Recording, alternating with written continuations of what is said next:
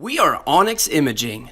We are the highest rated and most reviewed printer service center in Oklahoma. Hey there YouTubers, it's your girl Brett over here at Onyx. Today I'm going to show you how to change your toner in a Brother Intellifax 2840. This fax machine takes a TN 450 or 460. So go ahead and open this here. Pull your little lever here. And then you want to press this green tab right here. This will release the toner out of the drum. So this is your toner, this is your drum, this is what you're going to be replacing. You're going to want to go ahead and unbox your new one.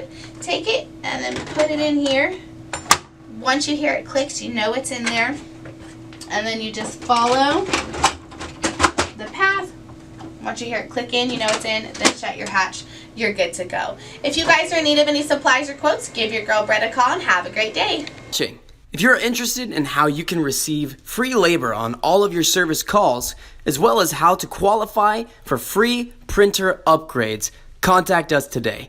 We are here for all of your printer and office supply needs.